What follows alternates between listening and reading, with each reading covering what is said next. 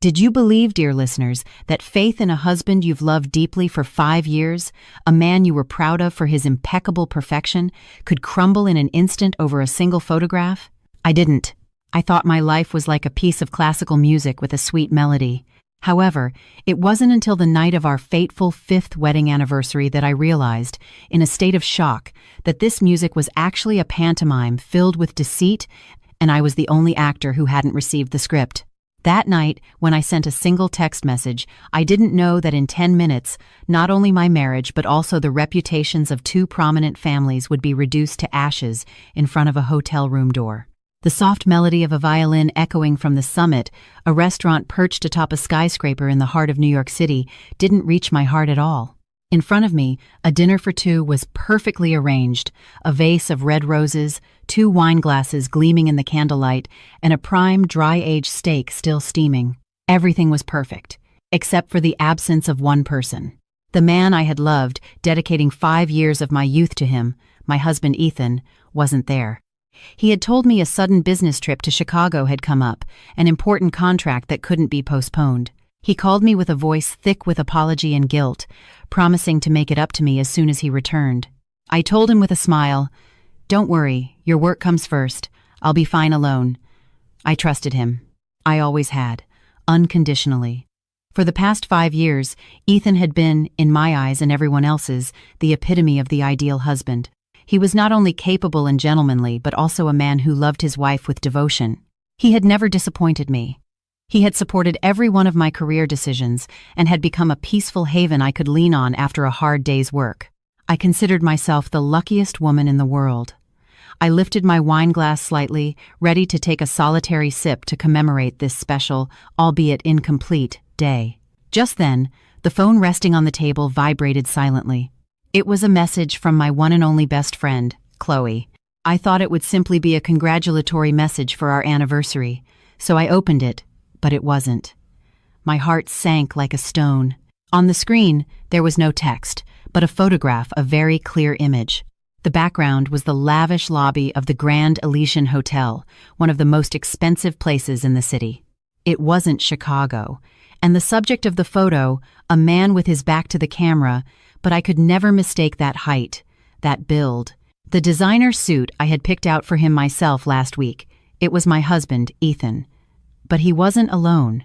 His hand, the same one that had held mine just this morning, whispering promises, was wrapped around another woman's waist. A young, beautiful woman wearing an emerald silk dress I remembered seeing in a fashion magazine. They were standing very close, the woman's head resting gently on his shoulder. In Ethan's hand was a hotel room keycard, and she was smiling, a radiant, triumphant, and provocative smile. The world around me seemed to shatter. The sound of the violin, the laughter of people, the clinking of glasses in the restaurant, it all suddenly became distant, humming as if from another world. I couldn't hear anything anymore, only the sound of my heart breaking into 1,000 pieces. I struggled to breathe. A pain shot through my chest, as if someone were stabbing me with something sharp. A business trip to Chicago, an important contract. It was all a shameless lie. He was right here in Manhattan, checking into a 5-star hotel with another woman, on the night of our 5th wedding anniversary, no less. The pain hit me like a tsunami, washing away all my rationality. Hot, bitter tears began to well up. What had I done wrong? For the past 5 years, I had given my body and soul to this marriage. I had even turned down a promotion to director of the London branch to spend more time with him, and I had trusted him blindly. And the reward was this cruel and devastating betrayal. My hands were trembling so much I nearly dropped my phone. I took a deep breath, trying to wipe away the tears blurring my vision. I zoomed in on the photo to get a closer look at the woman's face, and then an emotion even more terrible than pain washed over me. I recognized her. I had seen her on the cover of a business magazine. It was Victoria Montgomery, the daughter-in-law of Catherine Davenport, the president of the Davenport Corporation. Yes, that Catherine Davenport, known in the business world as the matriarch of Wall Street, famous for her rigor and for valuing her family's reputation above all else. Victoria had been married to Mrs. Davenport's only son for 2 years. The news of their wedding had dominated the papers at the time, and now she was here, in my husband's arms, a married woman having an affair with a married man. This was no longer a simple case of adultery. It was a bombshell that could destroy the reputations of two families. And in that precise moment, a cold, audacious idea crossed my mind. The pain inside me suddenly vanished, replaced by an extreme fury and a steely determination. Ethan, if you want to play for high stakes, I'll play with you. But the loser will definitely not be me. My hands were no longer shaking. My fingers moved swiftly across the screen. It wasn't difficult to find Catherine Davenport's personal contact through my professional network. I took a deep breath, feeling my chest turn as cold as ice. I opened a new message and wrote a brief, polite line, but one sufficient to cause an earthquake. Dear Mrs. Davenport, good evening. This is Emily, Ethan's wife. Might I ask if your daughter-in-law, Mrs. Victoria Montgomery, is currently at the Grand Elysian Hotel for work purposes? I only ask because my husband also told me he had an important meeting there, in room 2109. I just wanted to be sure. Thank you. I reread the message. A bitter smile formed on my lips. Room 2109. The number a private investigator I had secretly hired had sent me along with this photo just a few minutes ago. There was no need to make a scene or storm the hotel. For someone like Catherine Davenport, a small doubt, this tiny spark, was enough for her to burn down the whole forest herself. I hit send. The message was gone. Now, all I had to do was sit here, finish my wine, and wait. I knew that. Given her character, Mrs. Davenport wouldn't call me to verify the facts. She would go there in person, and from her Upper East Side home to the Grand Elysian Hotel, it took exactly 10 minutes. 10 minutes for the greatest show to begin. 10 minutes that would end everything. Dear listeners, how will this play unfold? What cruel truths lie in wait behind the door? If this story has touched your heart, don't forget to subscribe to the channel and activate notifications so you don't miss the dramatic conclusion that's about to come. Your subscription is a great support for us to continue telling deeper, more meaningful stories. 10 minutes. Such a short span of time, yet for me, it felt like a century. I remained motionless in the red velvet upholstered chair, the wine glass still in my hand. The flickering flame of the candle cast my shadow on the wall behind me, a solitary, desolate shadow amidst this luxurious and romantic space. I wasn't crying anymore. The tears seemed to have dried up, and terrifying emptiness taking their place. In my mind, only images of the past swirled, fragments of sweet memories that, until a few minutes ago, I cherished like treasure. Now, those memories replayed like a slow-motion film, and each frame was like a blade cutting even deeper into my already shattered heart. How could I have been so foolish? How could I have been so blind? For the past 5 years, Ethan had built a perfect paradise without a single flaw, a paradise where I believed I would live forever. I still vividly remember the day we met. It was at a mutual friend's birthday party. Back then, I was a recent graduate, a clumsy and shy junior marketing employee. He, on the other hand, was already a sales director at a large corporation, mature, elegant, and with an irresistible charm. He was the one who approached me first, praising my smile as captivating. Throughout that evening, despite the numerous beautiful women around us, he only talked to me. He told me about his dreams and ambitions, the books he had read, the places he had traveled. He was intelligent, funny, and profound. For me, who only knew work, he was the first person to make me feel how vast and interesting the outside world was. He walked me home that night. Before saying goodbye, he didn't ask for my phone number directly. He just smiled and said, "I hope I'm lucky enough to see you again." That delicate, unhurried approach completely captivated me, and he really did find a way to see me again. He found out where I worked and sent me a bouquet of peonies, my favorite flowers, every day, without leaving a name. On the 7th day, he showed up with an even larger bouquet and a handwritten card. 7 days of courtship. Will you give me a chance? I couldn't refuse such a romantic and persistent man. Our love began naturally and passionately. Ethan was the perfect boyfriend. He always knew how to surprise me. Sometimes it was a romantic dinner cooked by him, other times a weekend trip to a place I had mentioned in passing. He remembered all my preferences, my favorite food, the music I listened to, even my habit of biting my nails when I was nervous. He always appeared when I needed him most. Once, I made a serious mistake at work, and my boss reprimanded me harshly. I was so frustrated I was about to quit. He was the one who stayed by my side all night, listening to my crying, helping me analyze each problem and find a solution. "Honey," he said, holding me, "you are the strongest, most competent woman I know. You can't break down over a little difficulty like this. Trust me, everything will be okay." And it really was okay.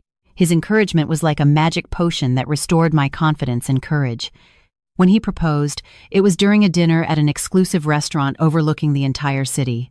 He had prepared everything: flowers, candles, and even a band playing my favorite music. He got down on one knee, offered me a sparkling diamond ring, and said, "Emily, marry me. I can't promise you the richest life in the world, but I promise you the most peaceful and happy one. I will always be the man who supports and protects you." In that moment, I cried with happiness. I nodded, without a second of hesitation. I believed I had found the man of my life. Our marriage was even sweeter than our courtship. Ethan was not just my husband, but also my friend and soulmate. We shared everything, from the small things of daily life to the big plans for the future. He was always proud of me. Every time I had a success at work, he was happier than anyone. He would brag to all his friends and colleagues about what a competent wife he had. He never felt jealous or intimidated, not even when my career took off and my income began to surpass his. He would simply say, "With such an incredible wife, I'll have to work harder to keep up." It was precisely his support that made me work tirelessly. I wanted to be his pride, and I wanted to create a stable home so he could focus on his career with peace of mind. 2 years ago, when I was offered the position of director of the London branch, an opportunity anyone in my field would dream of, I hesitated greatly.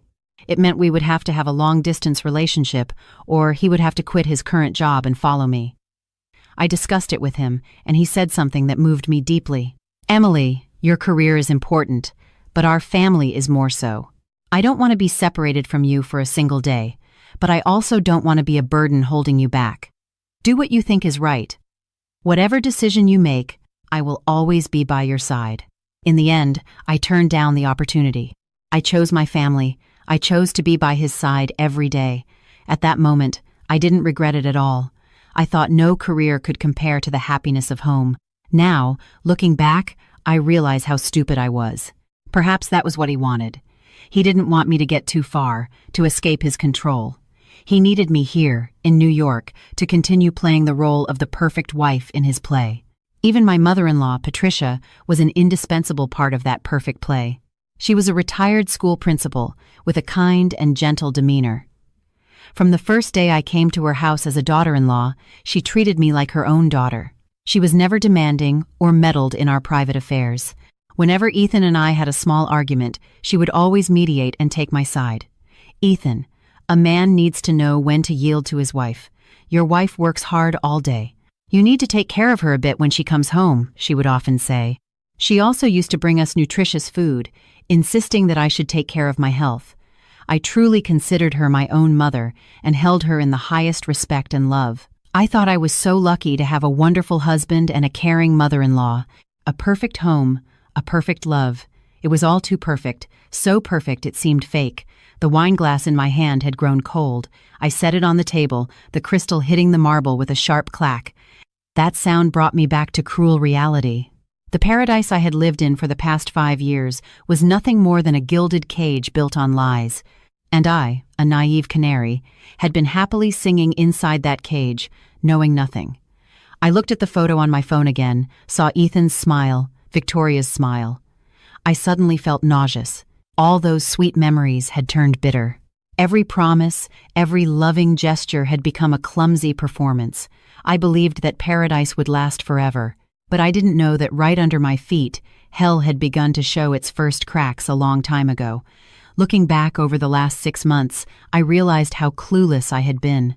The signs of the cracks had appeared clearly, like wrinkles at the corner of one's eye, but I tried my best to ignore them, rationalizing that married life can't always be a bed of roses. I had been deceiving myself. Or, to be more precise, I had allowed the perfection created by Ethan to hide everything. The first crack began about 6 months ago with his increasingly frequent and sudden business trips. Ethan was a head of sales, and travel was common, but before, he always gave me a week's or even a month's notice. We would pack his suitcases together. I would iron each of his shirts and run all sorts of errands for him. However, lately, his trips had become more abrupt and secretive. "Honey, I have to go to Miami urgently tomorrow. An important partner from the US just arrived." He would usually tell me this late at night when I was already getting ready for bed. It barely gave me time to iron a couple of shirts, and without being able to ask him more, he would leave the next morning before dawn. These trips repeated with increasing frequency. Sometimes it was Miami, other times Chicago, and even some provincial city I had never heard of. He said the company was expanding its market and he had to do field visits, and I believed him. I only felt sorry for his hard work and worried about his health, without the slightest suspicion. Then the late-night meetings began. Before, no matter how busy he was, Ethan always tried to come home for dinner with me. But gradually, our dinners together became scarce. "You eat first. I have a meeting with the president tonight and I'll be late." Those messages became commonplace. I would sit alone at the table with a cold dinner, comforting myself with the thought that he was working hard for his career, for our future together. Some nights, I would fall asleep on the sofa waiting for him. He would return smelling of alcohol and an unfamiliar perfume. He would vaguely explain that he had been entertaining clients and would quickly get into the shower. I once scolded him for drinking too much, telling him to think about his health. He just smiled, hugged me, and said, "It's all for our family." Those words were like a sedative that calmed all my worries and anxieties. Again, I convinced myself that I should understand him, that I should be his unconditional support. The changes weren't limited to work. Even in our most intimate moments, I could feel an invisible distance. The hugs were no longer as tight, the kisses became quick and dry. He often said he was tired, that the stress from work left him no room to think about anything else. I was genuinely concerned for him. I looked for the best nutritional supplements, cooked him restorative dishes, and even signed up for a massage course to help him relax. I did everything I could as a wife to share his burden, but his response to my care was an increasingly evident evasion. He started putting a password on his phone, something he had never done before. When I asked him, he just smiled and said, "There are new security rules at the company. Important data can't be seen by anyone." He often went out to the balcony to talk on the phone, whispering, and would hang up immediately if he saw me approaching. These behaviors, though very subtle, were like a pebble in my shoe. They didn't hurt, but they created constant discomfort. The peak of suspicion came about 2 months ago, on a Saturday afternoon. It was my birthday. Ethan told me he had a sudden meeting he couldn't miss but promised to be back soon for dinner. I, excited at home, put on my most beautiful dress and did my makeup carefully, expecting a romantic evening. But 7, 8, 9 o'clock came and he didn't return. His phone had no signal. I started to worry that something had happened to him. Just then, our part-time housekeeper came to clean. While cleaning the study, she accidentally knocked over a pile of papers on Ethan's desk. As she bent down to pick them up, a small pink receipt fell from between the books. She didn't pay it any mind, but I saw it. I picked it up and felt my heart stop. It was a payment receipt from a luxury jewelry store. The item was a diamond necklace valued at nearly $250,000. The payment date was just yesterday. I stood frozen with the receipt in my hand, which was trembling uncontrollably. $250,000 was not a small amount. And tomorrow was my birthday. It was clear. It was a surprise gift he had prepared for me. He had lied about going to a meeting to go pick it up. Guilt and happiness mixed inside me. I had misjudged him. I quickly put the receipt back where it was.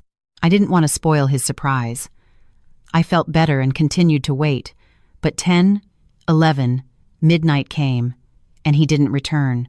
He came back at almost 1 the morning, completely drunk and with no gift in his hands.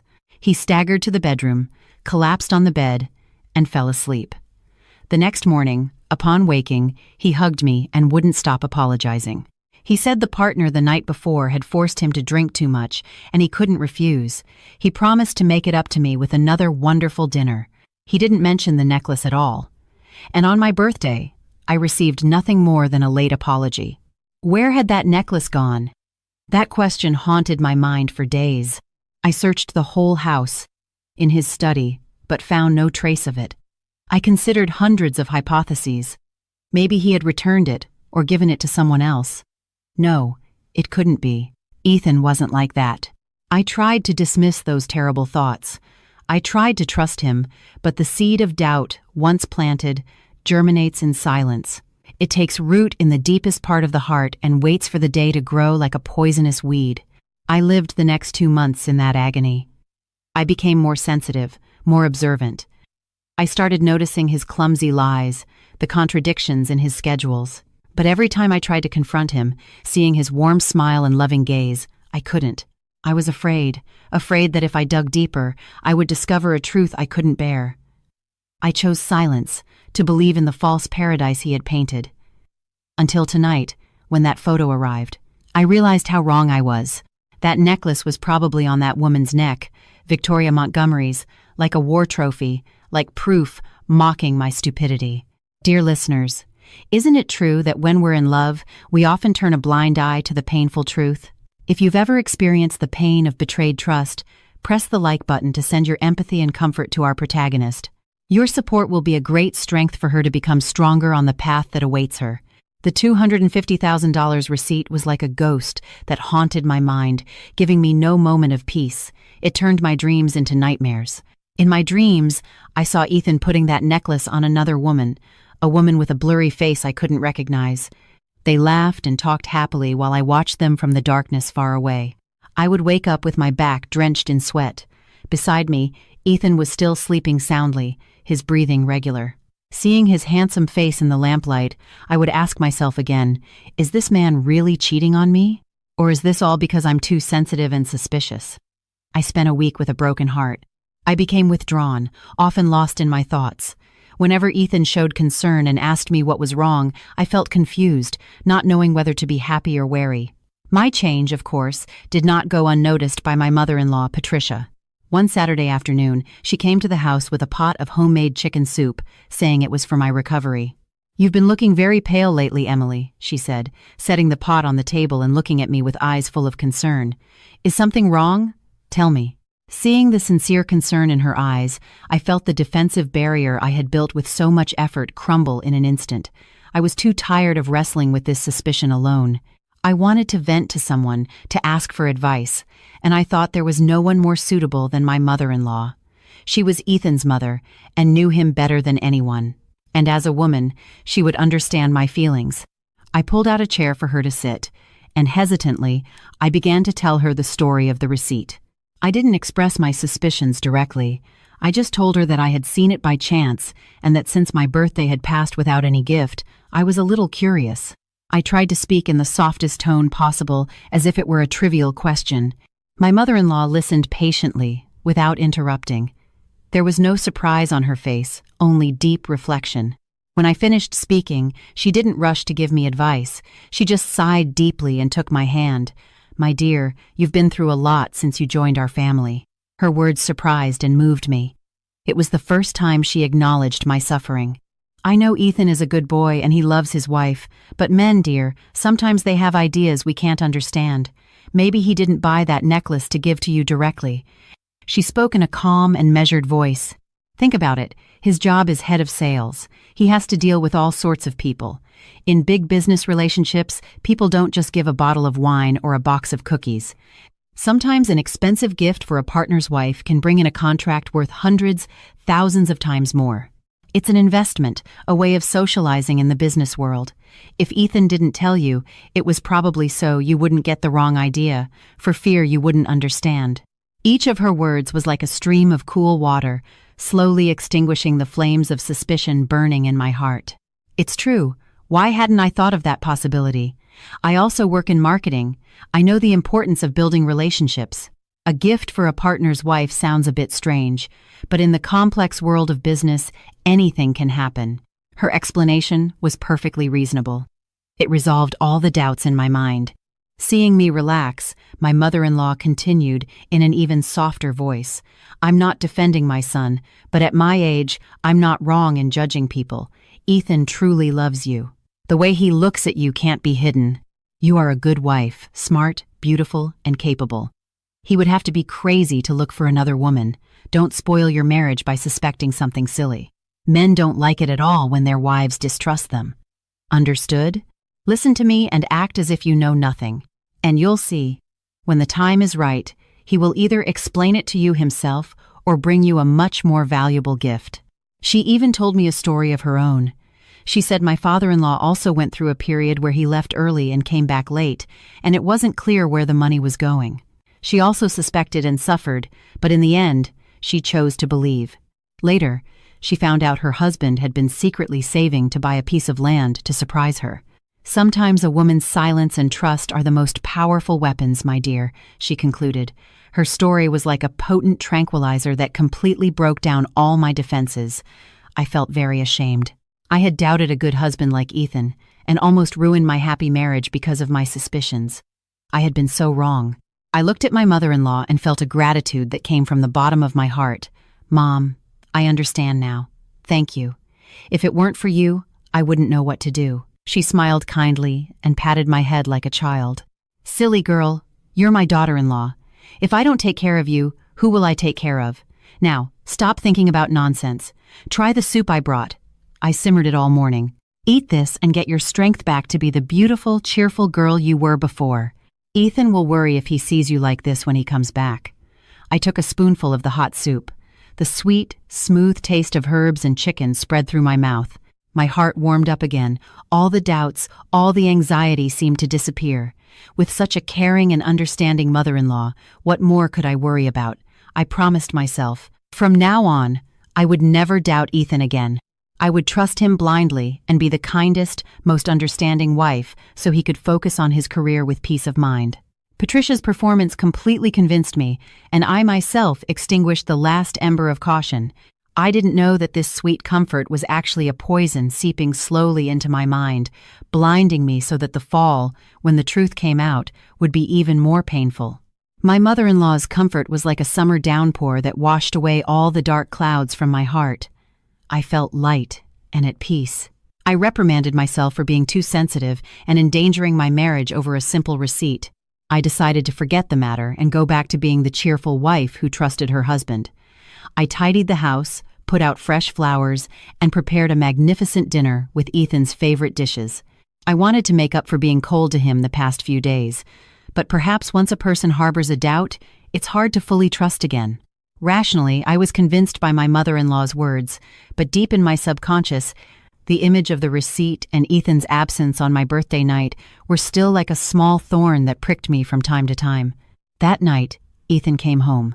Seeing my radiant appearance and the splendid table, he seemed very surprised. "Did something good happen today, honey?" he said in a sweet voice, hugging me from behind. I turned around with a wide smile. "Nothing. I just felt I hadn't treated you well these past few days and wanted to make it up to you." We had dinner amidst laughter and conversation, as we hadn't done in a long time. But as the night wore on and we were alone in the bedroom, the small thorn in my heart began to grow again. I was in his arms, but I couldn't fall asleep. The question about the necklace was spinning in my head. Should I ask him? My mother-in-law had told me to keep quiet, but I felt that if I didn't ask, I would never be at peace. Curiosity and the longing to know the truth finally won. I shifted slightly and lifted my head to look at him. "Ethan, can I ask you something, but promise you won't get mad?" He stroked my hair and said in a soft voice, "What's so serious? Ask away. When have I ever been mad at you?" I hesitated for a moment and then mustered my courage.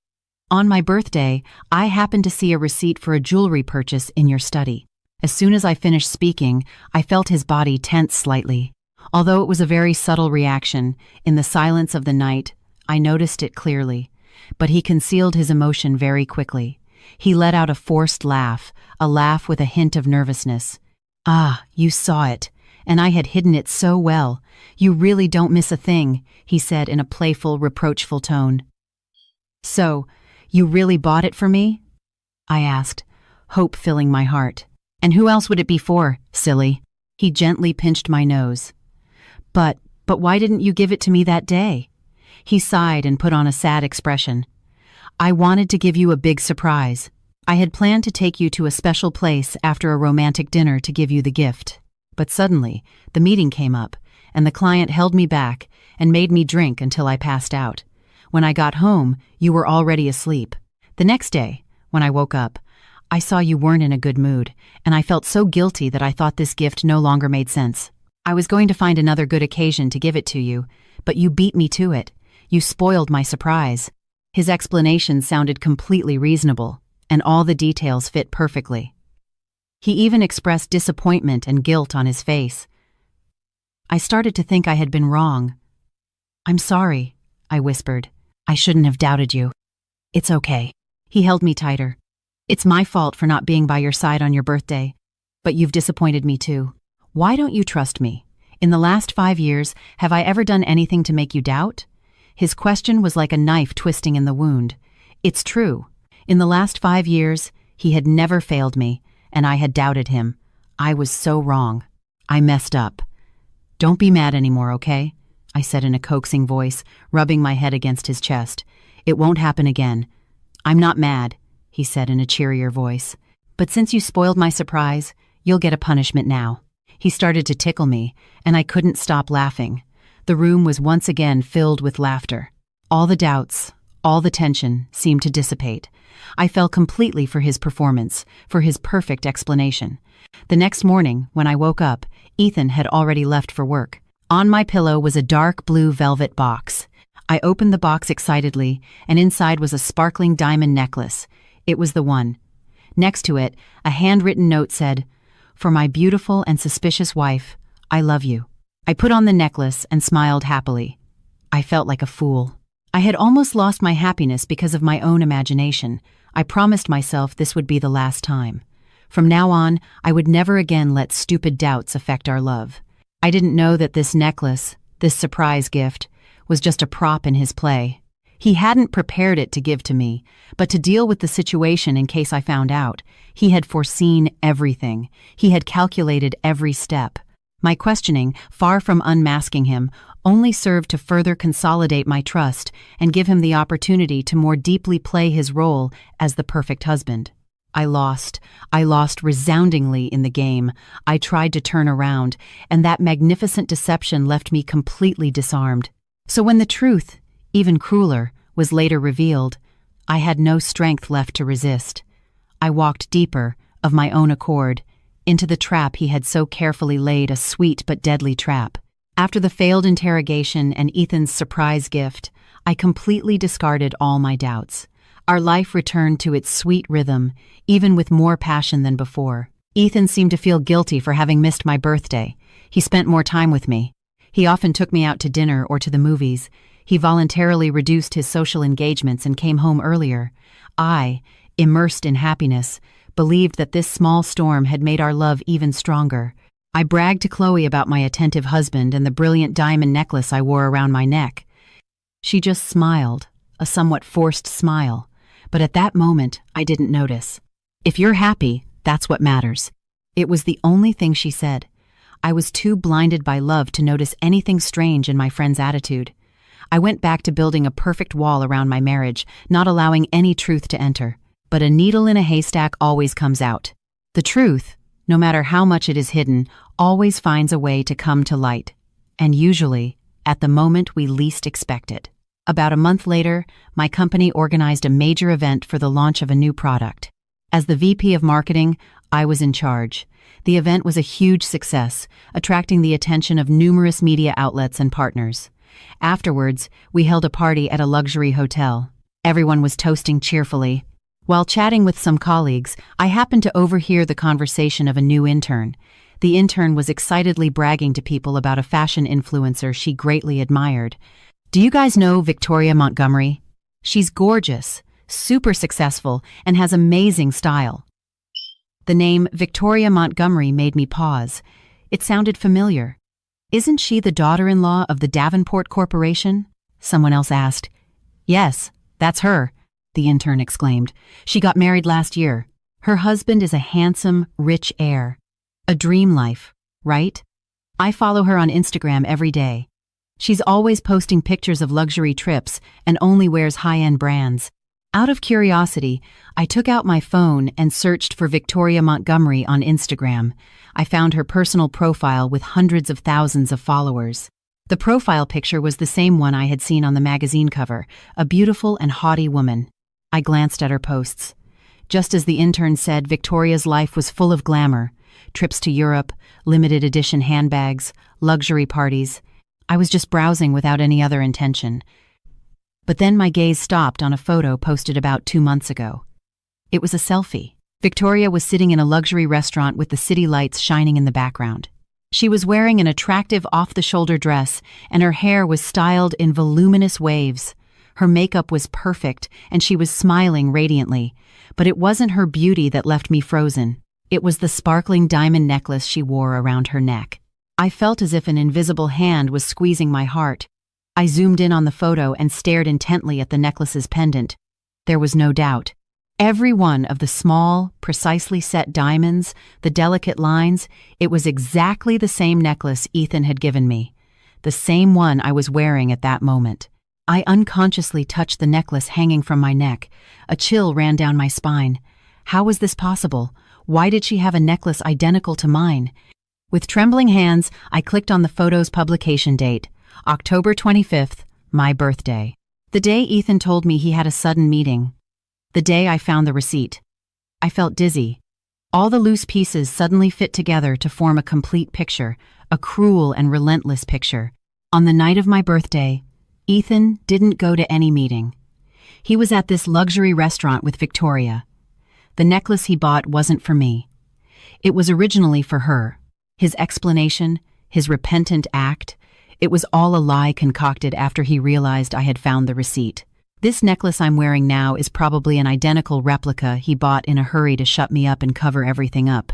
I felt a tightness in my chest and my throat went dry. I quickly got up and ran to the restroom. I splashed cold water on my face, trying to calm down, but the image of the necklace on Victoria's neck wouldn't stop tormenting me. I looked at myself in the mirror. The woman I saw looked truly pathetic, a pale face, eyes wide with terror. She was also wearing a diamond necklace, but it was no longer a symbol of love. It was like a shackle, proof of her own stupidity. I burst out laughing, a bitter, unhinged laugh. In the end, I was just a substitute, a replacement. He had bought my silence with a fake gift so he could continue his affair. I had been deceived. I had been completely deceived.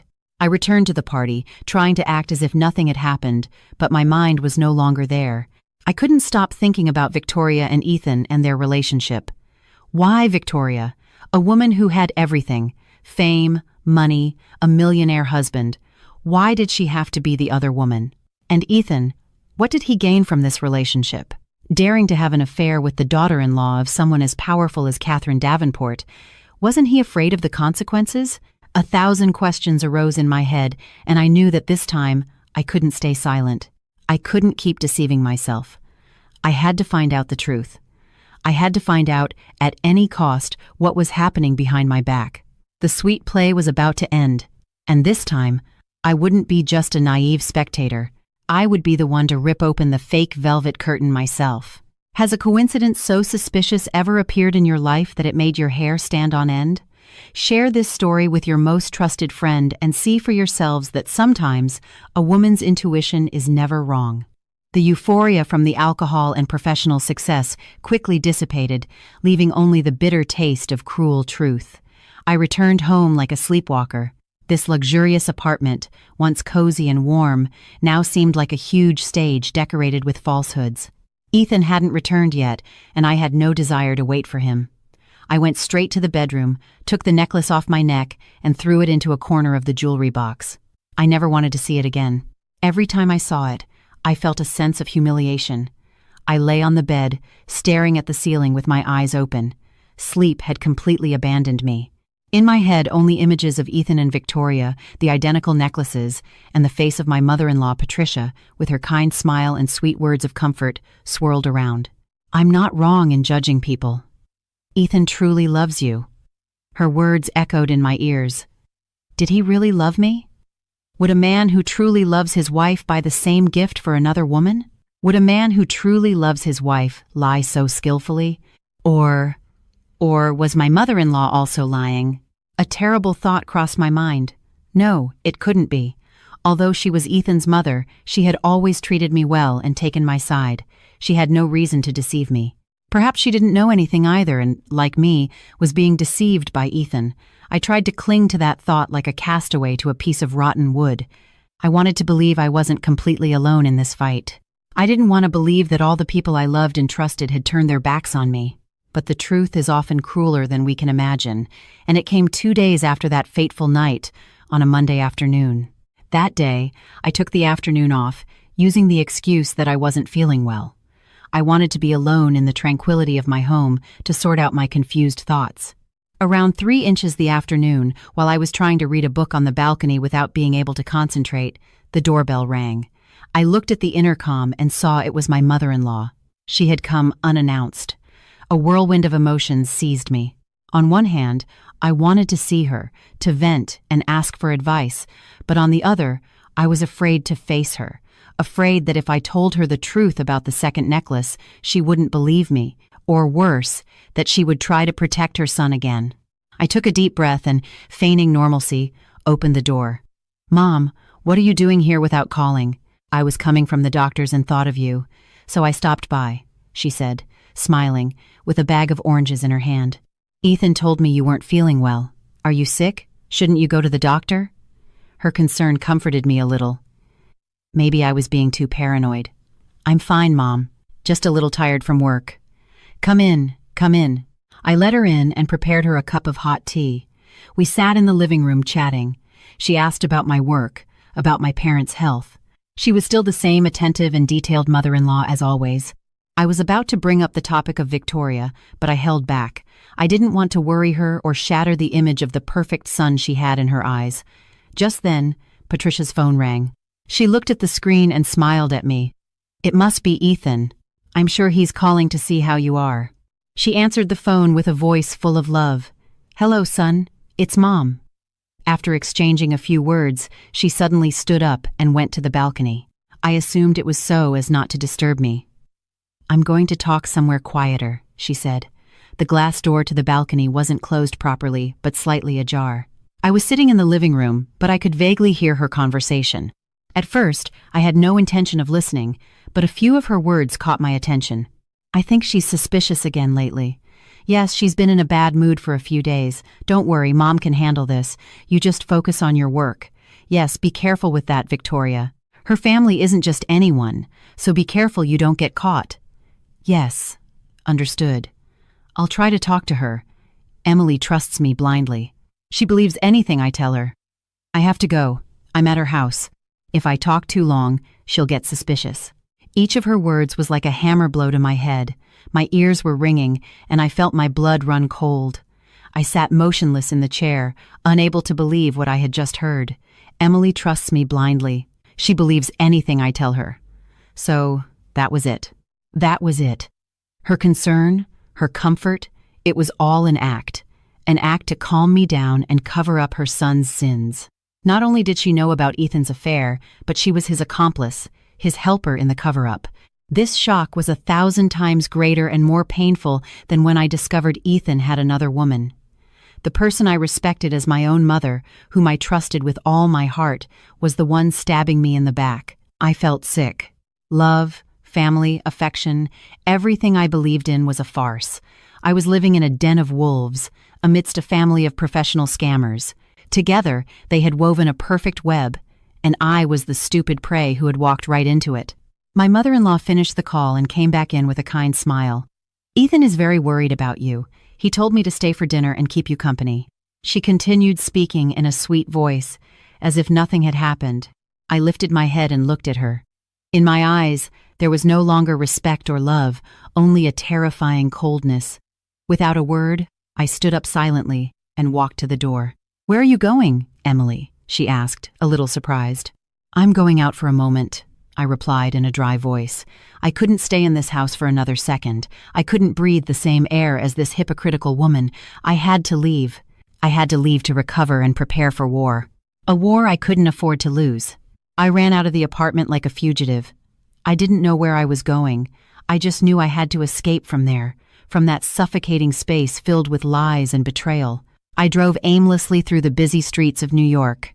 The tears started to flow again, but this time they were not tears of pain, but of anger and resentment. They had deceived me. They had both deceived me, mother and son. They had treated me like a fool, like a puppet they could manipulate at will. Their performance was so perfect, so elaborate. They had taken advantage of my love and trust to turn me into a tool for their dirty purposes. I thought I was strong and intelligent, but against their cunning, I was nothing more than a naive child. I parked at a cafe by the roadside and sat alone at a secluded table. I had to calm down. I had to think. Crying and suffering now would solve nothing. I had cried enough. Now it was time to act. My mistake had been to remain silent, to try to believe blindly. My mistake had been to think I could face this alone and discover the truth. Now I realized I couldn't be alone in this war. I wasn't just facing an unfaithful husband, but a whole family of scammers. They were in cahoots, they had a plan, and they wouldn't hesitate to use any means to protect their interests. I needed allies. I needed thorough preparation. I had to go from being the prey to being the hunter. The first person that came to my mind was my best friend, Chloe. She was the one who sent me that fateful photo. Maybe she already knew something before, but hadn't dared to tell me directly. I dialed Chloe's number. On the other end, she answered almost instantly, as if she had been waiting for this call for a long time. "Emily, are you okay?" Her voice was full of concern. "No, Chloe, I'm not okay at all. Can you come? I need you." Half an hour later, Chloe arrived. Seeing my pitiful state, she hugged me tightly without a word. Her hug was incredibly warm, like a firm support when I was about to collapse. I told her everything, from the necklace, to my mother-in-law's comfort, to the call I had just overheard. Chloe listened patiently, and in her eyes there was anger and resentment. "I suspected it for a long time, Emily," Chloe said when I finished telling her everything. "Your husband, Ethan, is not as simple as you think. I've seen him several times with that Victoria in very discreet places. I wanted to tell you, but I was afraid you wouldn't believe me, that I would break up your family. I had hired a detective to follow him for a week. The photo from the other day is just a small part." Chloe opened her phone and showed me other photos. Ethan and Victoria entering a hotel hand in hand, kissing and hugging in a car. Each photo was like a knife twisting deeper into my heart. "And your mother-in-law too," Chloe continued. "She also seemed a bit strange to me, too good, too attentive to be a real mother-in-law." I suspected she was acting. And now it's all clear. They are accomplices. "So what do I do now?" I asked with a helpless voice. "Divorce him." "Of course, you have to divorce him," Chloe said firmly. "But not just any divorce. You've sacrificed for 5 years. You can't leave with empty hands. They have to pay for it, for the lies, for the betrayal, and for your tears. But how? I have no more proof than these few photos." "Of course you do," Chloe scoffed. "Have you forgotten who you are? You're a VP of marketing.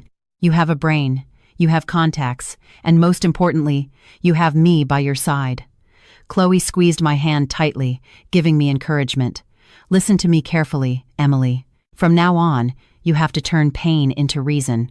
You have to become colder and more calculating than them. They can't know that you've discovered everything. You have to continue playing the role of the naive and hurt wife. The more pathetic you seem, the better." "Why?" I didn't understand. "So they let their guard down," Chloe explained. "Meanwhile, we will secretly gather evidence of Ethan's infidelity, evidence of your mother-in-law's complicity, and maybe even financial evidence. I don't think someone like Ethan is completely clean in his work. We're going to uncover everything. When we have enough evidence in hand, we'll deliver a mortal blow without giving them time to react." Chloe's plan sounded bold but very reasonable. It's true. I couldn't keep acting like a fool. I needed a plan, a clear strategy. In this war, I didn't just want a divorce.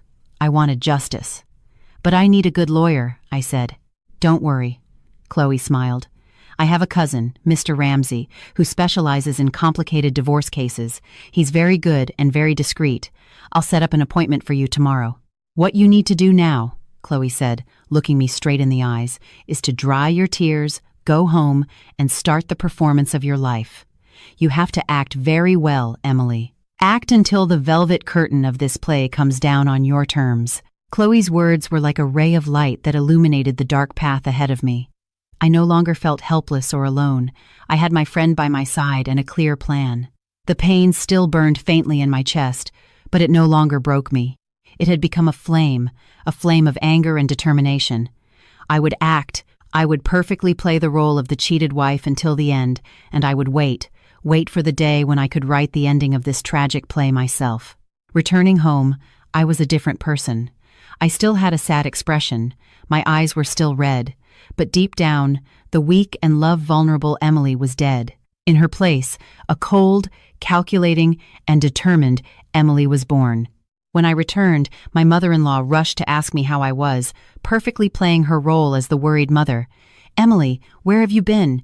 You didn't answer your phone. I was so worried. Is something wrong? You look terrible." I rested my head on her shoulder and pretended to sob. "Mom, I don't know what to do. I'm so miserable." I began my performance. I cried to her about the stress from work, about the loneliness I felt when Ethan went on business trips so often. I tried my best to appear weak, vulnerable, and in need of support.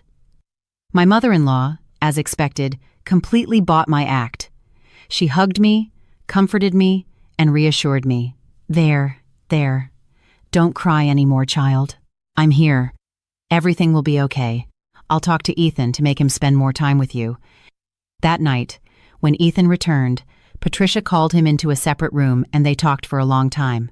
I don't know what they talked about, but afterward, Ethan's attitude completely changed. He became more affectionate, more attentive.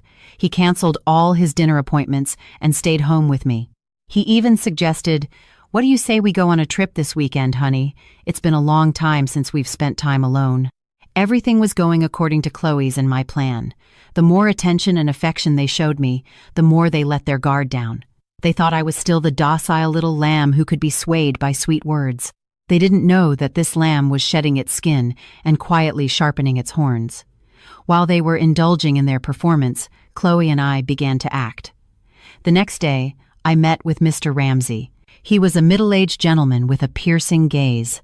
After listening to my entire story, he didn't offer any words of comfort.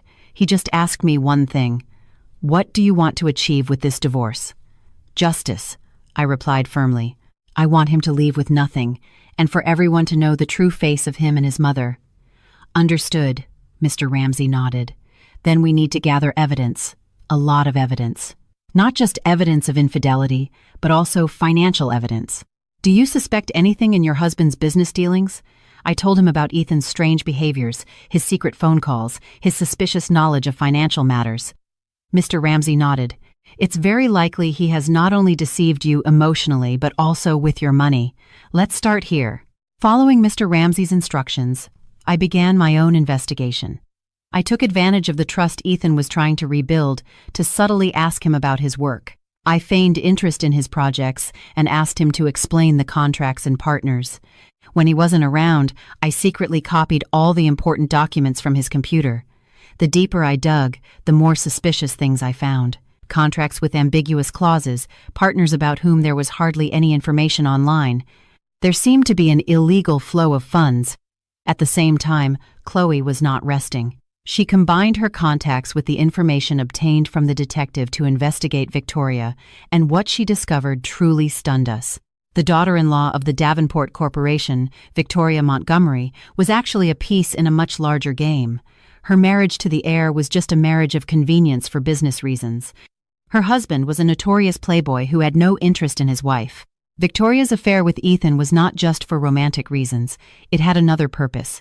Ethan had promised to help her divert part of her in-laws' fortune through a phantom investment project. They were a pair of scammers using each other for profit, and I and Victoria's husband were just victims, a shield to cover up their conspiracy. This truth enraged me, but at the same time, it left me bewildered. I wasn't the only victim in this play. I decided to play a bolder card. I had to make Ethan and Victoria expose themselves. I told Ethan that the following week I had to go on a business trip to London for a week. It was the perfect opportunity that I had created myself. I was sure that as soon as I left, he wouldn't waste the opportunity to be with his lover. "Are you going alone?" Ethan asked, hiding the joy in his eyes. "No, I'm going with some colleagues. Take good care of the house while I'm away," I smiled, perfectly playing the role of the attentive wife. "Don't worry, Have a good trip. I'll take good care of the house, he hugged me. A hug full of hypocrisy.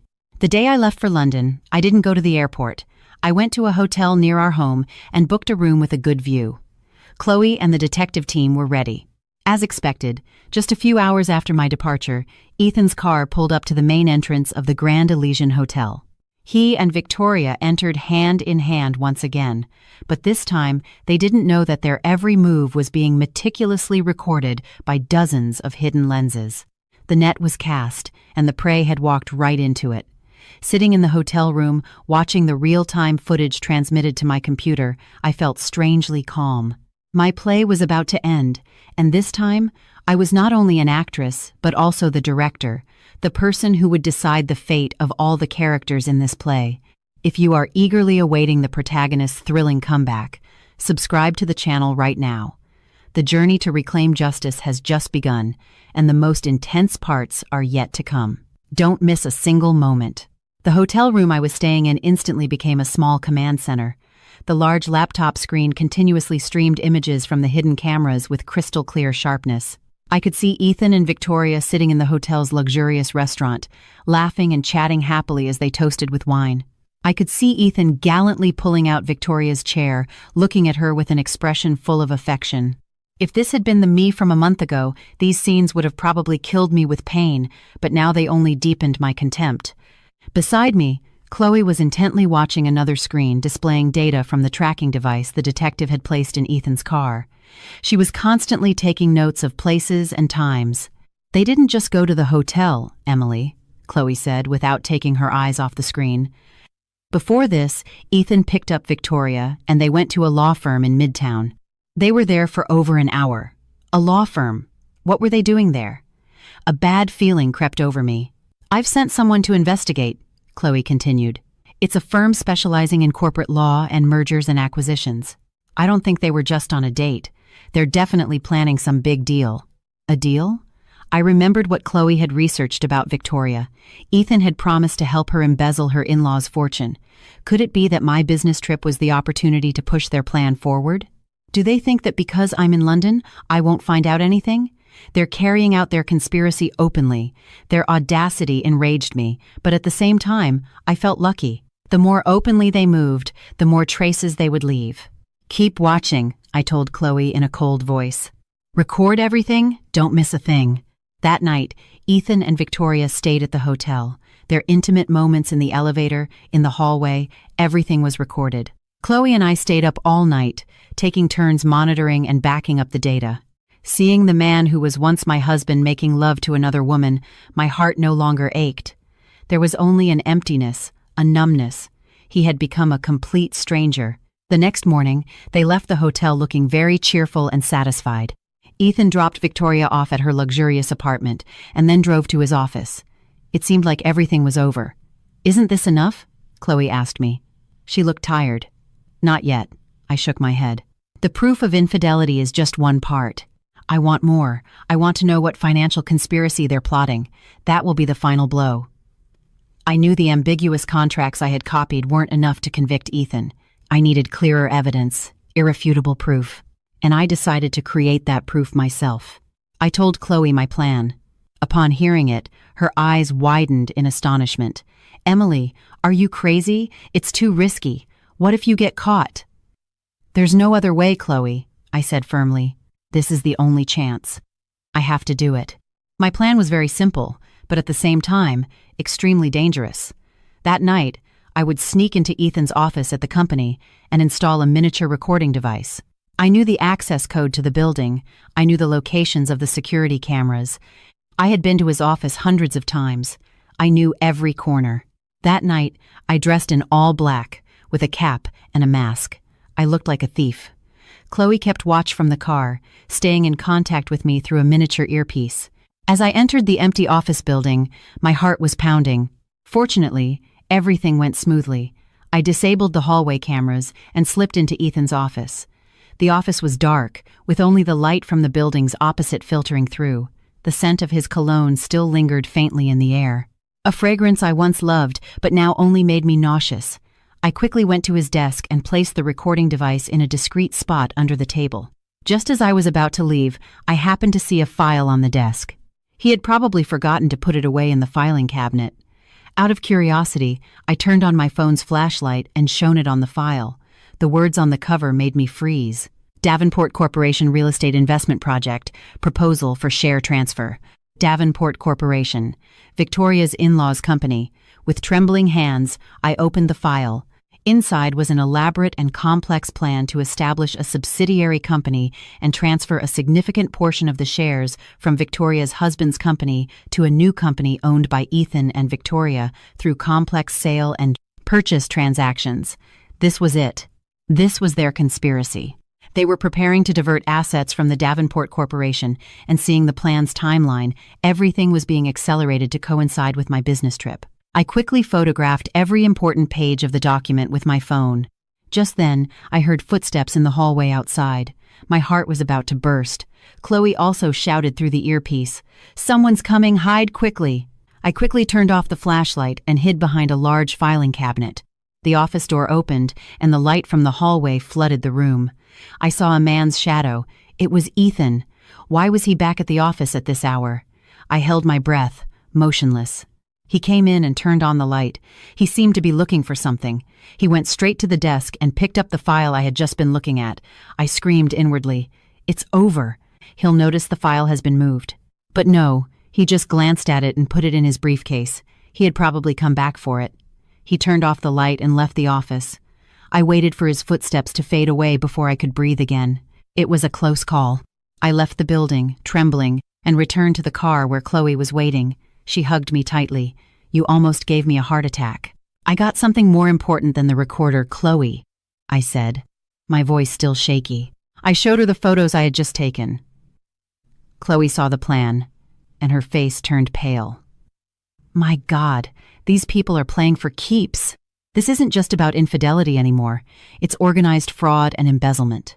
With this evidence, Ethan won't just get a divorce with empty hands, he'll rot in jail. I looked at my phone's screen, at their elaborate and cruel plan. I didn't know that such a big fish would fall into my net. Now, I not only had the evidence to end my marriage, but also a bomb that could completely destroy the careers and futures of Ethan and Victoria. I smiled, a cold smile. On this chessboard, my victory was assured. After a week of my business trip to London, I returned. Ethan came to pick me up at the airport with a bouquet of my favorite flowers, white lilies. He hugged me tightly, perfectly playing the role of a husband who missed his wife. "You're finally back. I missed you." Seeing his smile and affectionate gaze, I only felt infinite disgust. I also responded with the smile I had practiced countless times in front of the mirror. "I missed you too." Our play continued, but this time, I knew the end was near. I pretended to be tired from the trip and said I needed a few days to rest. During that time, Mr. Ramsey and I finalized all the last preparations. All the evidence I had collected, the photos of the affair, the audio files, and the Davenport Corporation embezzlement plan, was organized into a perfect dossier. Mr. Ramsey said, "With this evidence, we will not only win the divorce case, but we can also file a criminal complaint. He will have no escape." I knew it was time to bring down the curtain, but I didn't want a simple ending. I wanted a memorable play with all the main actors present. And I chose the stage for my final act, the very same night it all began, the night of our 5th wedding anniversary. I returned to the present, sitting at the Summit restaurant. It has been 10 minutes since I sent the message to Mrs. Davenport, the longest 10 minutes of my life. I have played my part. Now, I am just a spectator waiting to see how the play I directed unfolds. I signaled the waiter for the bill. I no longer felt like sitting there. I wanted to go somewhere closer, a place from which I could witness the impending storm. I drove to a small cafe across from the Grand Elysian Hotel. I chose a seat on the second-floor balcony. From here, I could see the entire hotel lobby. I ordered a hot ginger tea, trying to warm my icy hands. My heart was pounding. I felt a mix of nervousness and a little fear. What if Mrs. Davenport didn't come? What if my plan failed? But then I saw it. A familiar black Maybach slowly pulled up to the hotel entrance. The car door opened, and a woman in a dark red velvet suit who radiated power and distinction stepped out. It was Mrs. Davenport. She didn't come alone. Behind her followed two men in black suits, her bodyguards, and another car arrived. From that car stepped out a middle-aged man with a kind face and a gentle-looking woman. I recognized them. They were the Montgomerys, Victoria's parents. And with them was none other than Victoria's husband, Mrs. Davenport's only son, Marcus. He looked bewildered and confused. Mrs. Davenport hadn't come alone. She had called her in-laws. She wanted to catch them red-handed. She wanted everyone to witness this humiliation, a style very typical of the matriarch of Wall Street. I took a sip of my tea and smiled slightly. The play had become more exciting than I had imagined. I saw Mrs. Davenport say something to a lobby employee, and her group headed straight for the elevators. They had gotten the room number, 2109. My heart began to beat faster. This is it. The bomb is about to go off. I couldn't just sit there. I paid quickly, went downstairs, and found a discreet spot in the hotel lobby from where I could hear and see everything. I wanted to witness their downfall with my own eyes. I hid behind a large pillar and held my breath, waiting. About 5 minutes later, I heard a commotion coming from the elevators. Mrs. Davenport's group came out, and they all had murderous expressions. They headed straight to the end of the hallway where room 2109 was. Mrs. Davenport didn't knock. She signaled one of her bodyguards. He opened the lock with a master key. The room door burst open, and Victoria's sharp scream was heard, followed by Mrs. Davenport's furious shout. "Shameless hussy! How dare you tarnish our family's name?" A sharp sound was heard, slap, probably a slap, and then the sound of furniture breaking. Victoria's sobs and pleas, her husband's roar. "Ethan, you bastard! How dare you seduce my wife?" Everything turned into chaos. Guests from the adjoining rooms started to peek out their doors.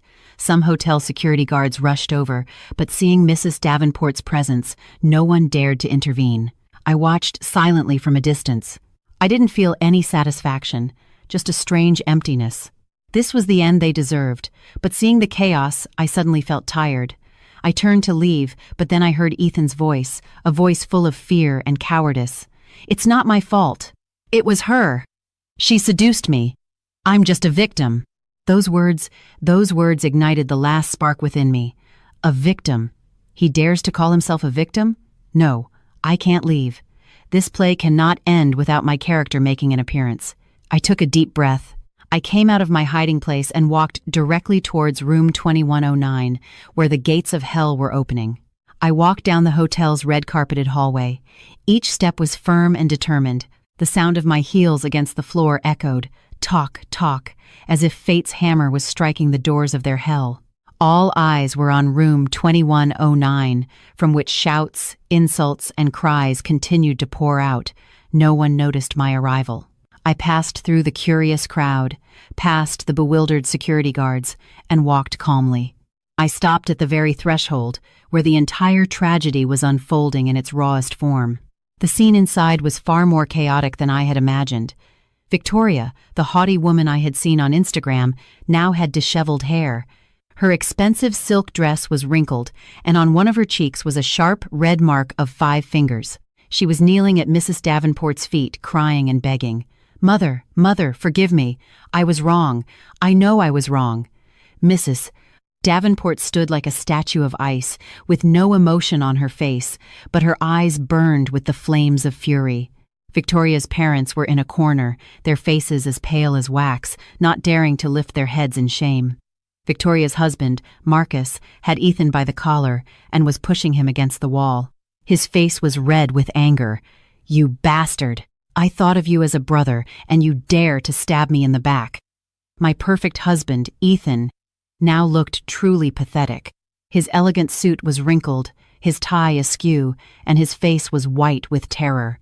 He didn't dare to resist, only stammered, "Marcus, it's a misunderstanding. She really seduced me. I'm a victim." His cowardly words echoed again, clear and shameless. It was then that I opened my mouth. My voice wasn't loud, but it was clear enough to silence all the chaotic sounds in the room. "A victim? Ethan? Are you really sure you're a victim?" Everyone in the room turned to look at me in unison. My sudden appearance surprised them all. Ethan saw me, and his eyes widened. The terror in them was much greater than when Marcus had him by the collar.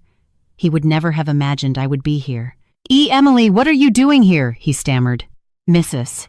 Davenport also saw me, and her sharp gaze narrowed to examine me. She was probably wondering who I was and why I had appeared at this moment.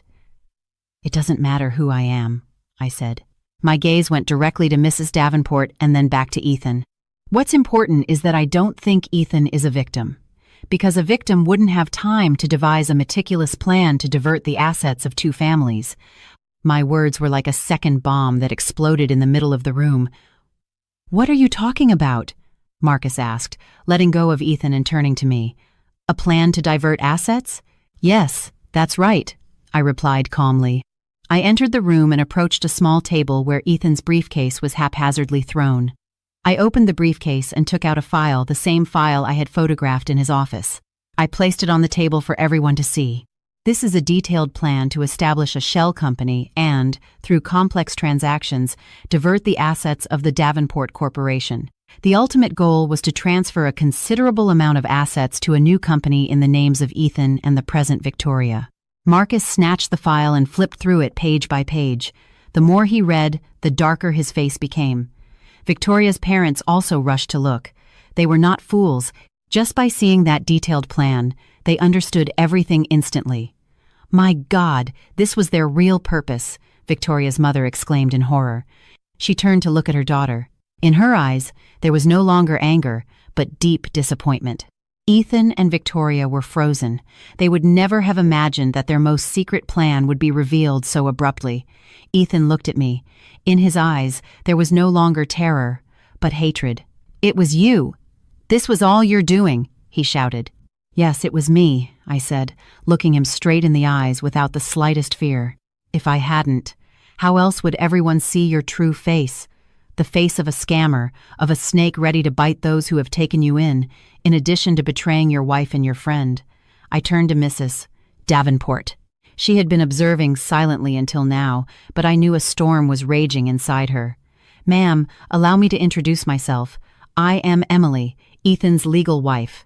I was the one who sent you the message tonight. I had no intention of meddling in your family's affairs.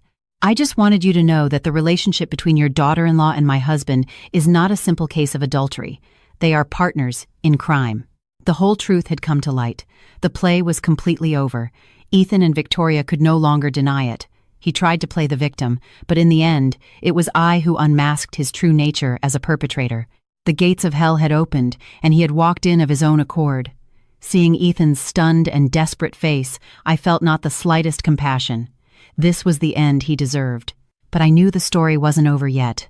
Behind this betrayal was another person, a person who had aided and abetted all these sins, and I was not going to let that person get away with it. If you think this revelation was shocking enough, you are mistaken. The most terrible truths are yet to come to light. Leave your predictions in the comments about who the last mysterious character might be, and don't forget to watch the next chapter. The luxurious hotel room now looked like a crime scene.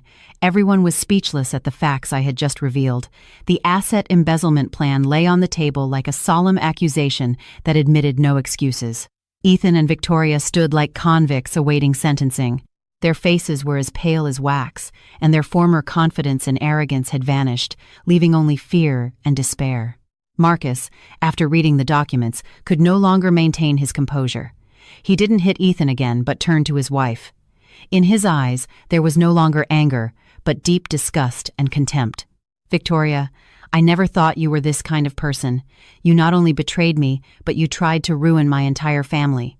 You don't deserve to be my wife or the daughter-in-law of my family," he said in an icy voice. Victoria's parents were so ashamed they couldn't look at anyone. They just bowed their heads and quietly apologized to Mrs. Davenport and her family. But Mrs. Davenport didn't even glance at them.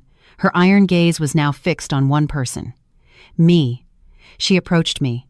Her piercing gaze seemed to go through my soul. "Miss, you are very intelligent and brave," she said in a deep, restrained voice. "Thank you for revealing the truth. My family is in your debt." I just nodded slightly. I hadn't done this for them to owe me anything.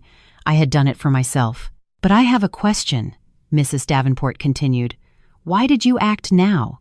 With this evidence, you could have sunk your husband a long time ago." Her question was the one everyone in the room wanted to know. I took a deep breath, turned to look at Ethan, and then directed my gaze towards another woman trembling hidden by the door. It was my mother-in-law, Patricia. She had arrived. I guess Ethan had called her for help. Because, I began to say, my voice echoing clearly in the silent room, I didn't just have to face him. I also had to face the person who covered up and consented to all these sins. I raised my hand and pointed directly at my mother-in-law. It's her. My mother-in-law, Patricia. All eyes turned again to Patricia. She was stunned, her face turned pale, and she stammered, Emily, what are you saying? I don't know anything. You don't know anything? I scoffed. A laugh full of bitterness. You don't know anything. Or are you the director of this play? Always pretending to be the attentive and understanding mother-in-law, always taking the daughter-in-law's side against her son, advising me to trust my husband, that men have complicated business relationships. Isn't that right? I approached her, my voice getting sharper. You knew about Ethan and Victoria's relationship for a long time, didn't you? Not only did you know, but you helped him hide it, make up excuses. You helped calm me down with sweet words. You turned me into a fool, a puppet in your and your son's hands. Is that so? Patricia backed away with a look of terror in her eyes. No, it's not like that. I just wanted to protect the family's happiness. Protect the family's happiness, I shouted. For the first time, I couldn't contain my emotions. A happiness built on lies and betrayal? You call that happiness? You colluded with your son to deceive me. You saw me suffer and agonize in my doubts with complete indifference. You knew everything. Do you really have the right to be a mother? Patricia couldn't answer. She just shook her head and started to cry. Ethan, seeing his mother cornered, rushed to intervene. Emily, that's enough. Mom is not to blame. It's all my fault. If you have something to say it to me. You? I looked at him with contempt. You have nothing more to say, do you? A coward who until the last moment tries to hide behind his mother. You are a perfect pair, mother and son. One cunning, the other weak. Since you created this play together, now face the ending together. I turned to Mrs. Davenport. She had been silently observing our family drama. Ma'am, do you understand now why I had to go this far? I had no other choice. If I hadn't saved myself, I probably would have lived the rest of my life in their lies. Mrs. Davenport nodded. Her eyes were full of contempt for Patricia. Understood. I didn't know such hypocritical and evil people existed in the world. She ordered her bodyguard to call the police. I'm going to report these two for fraud and embezzlement. I will not stand by.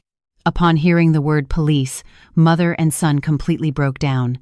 Patricia collapsed to the floor, crying inconsolably.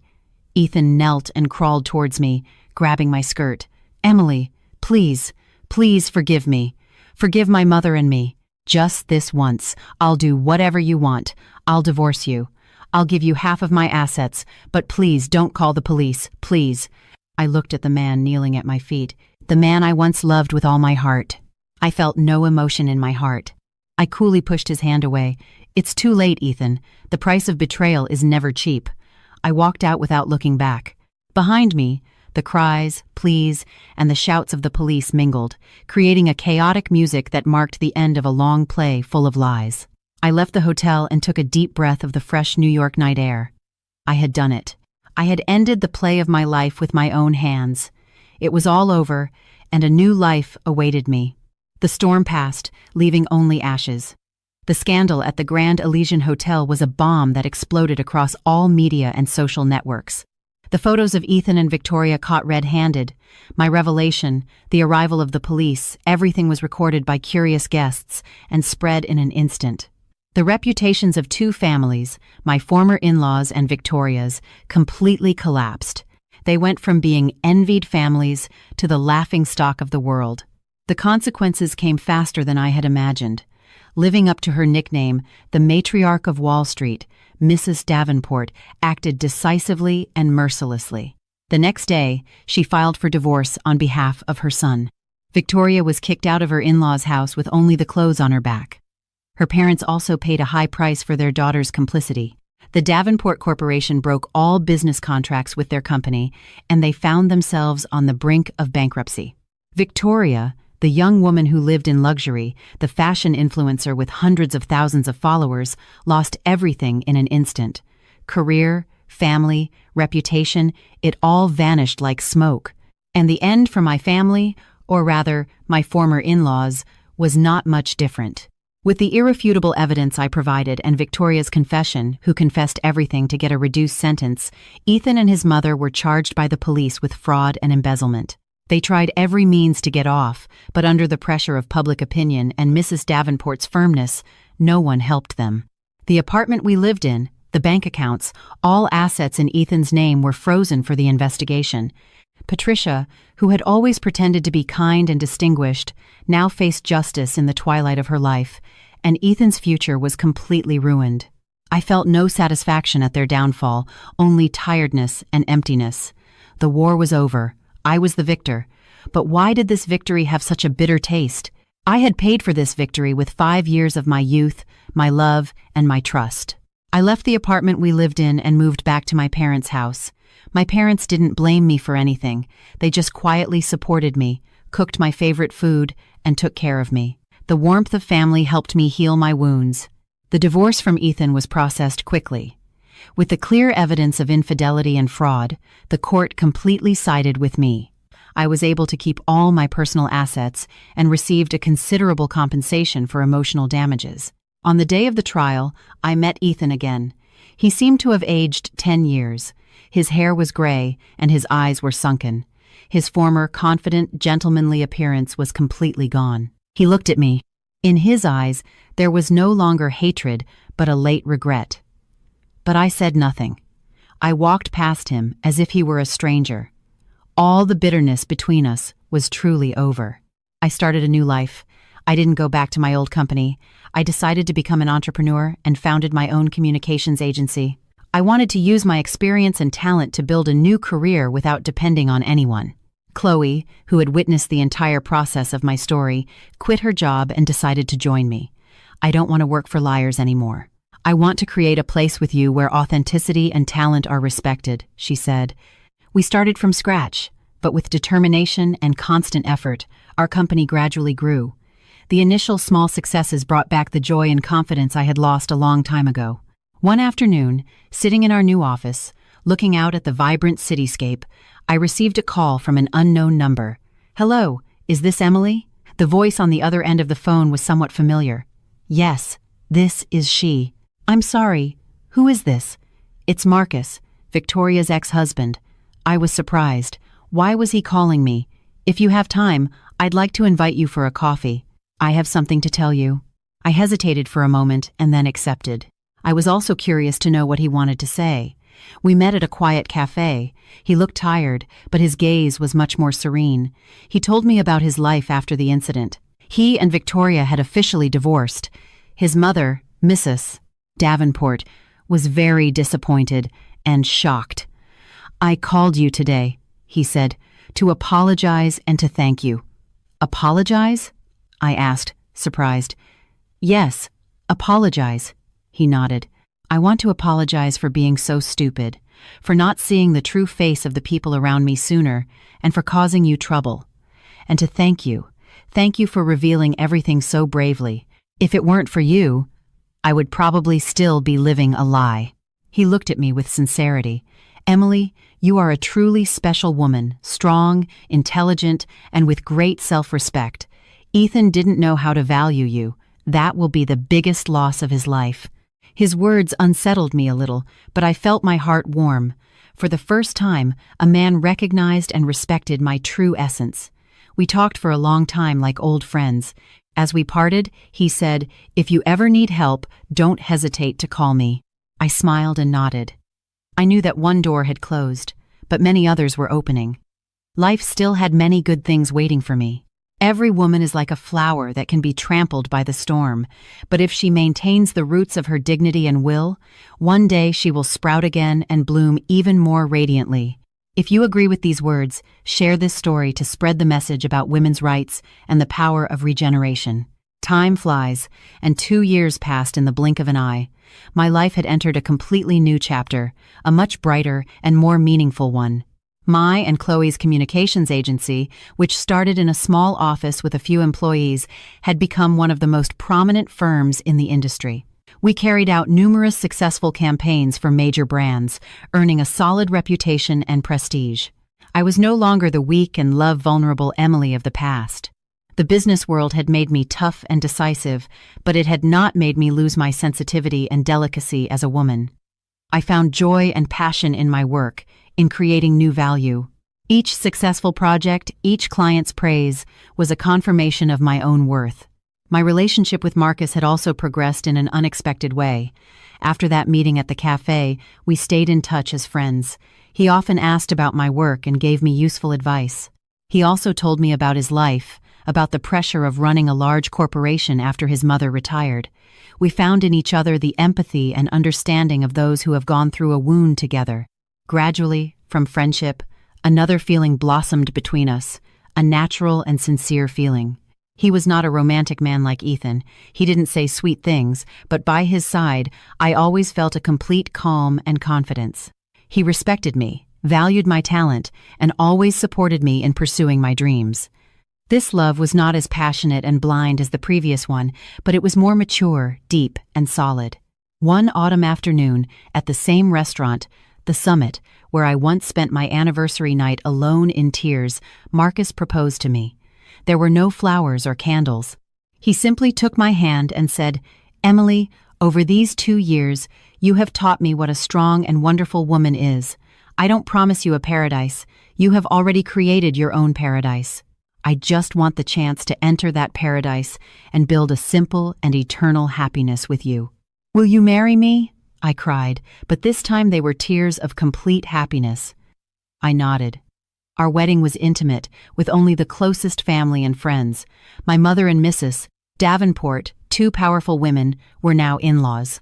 They had gone through the storm together, had seen their children grow, and had found an affinity in each other. My life was now truly complete.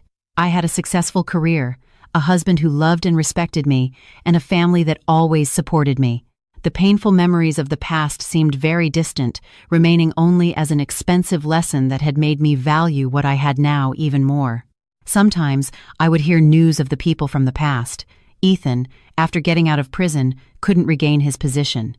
It is said that he lives a quiet, difficult, and regretful life.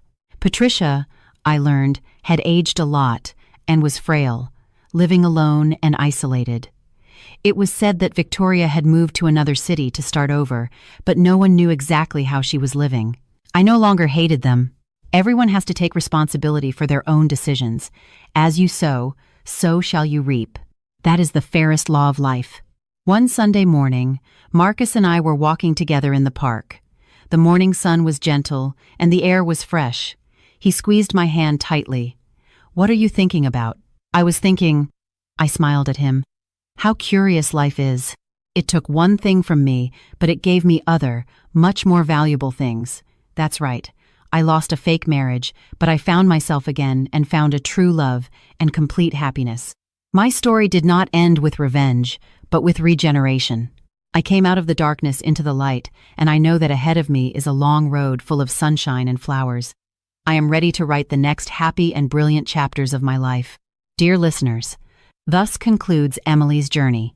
We have traveled with her to the extremes of emotions, from the full happiness in a false paradise, through the extreme pain when the velvet curtain of deceit was pulled back, to the euphoria of a thrilling turn of events, and finally, the finding of peace and regeneration.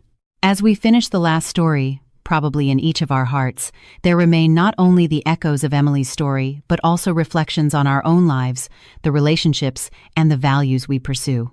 This story is not simply a drama about infidelity and revenge. It contains a deeper meaning. It is an expensive lesson about trust, the value of self-esteem, and the extraordinary strength a woman can display when she is cornered. The first, and perhaps most painful, lesson is the danger of the perfect package. Ethan and his mother created a picture that was too perfect. A husband who loved his wife with devotion, a mother-in-law as attentive as a mother. They offered Emily a paradise, and it was precisely in that sweetness that Emily let her guard down. Doesn't that sound familiar? In life, we often long for perfection. a love without flaws, a family without conflicts. And when we find something similar, we tend to ignore the strange signs, the small ripples.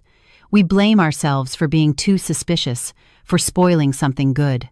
The sudden business trips, the late meetings, the receipt found by chance, everything can be excused with logical reasons. But, dear listeners, female intuition, that vague feeling we often call paranoia, can sometimes be the soul's most sophisticated alarm system. Emily's story sends us a strong warning. Never ignore the voice that whispers inside you. When you feel something is wrong, no matter how small, trust your gut. Love requires trust, but trust does not mean blindness.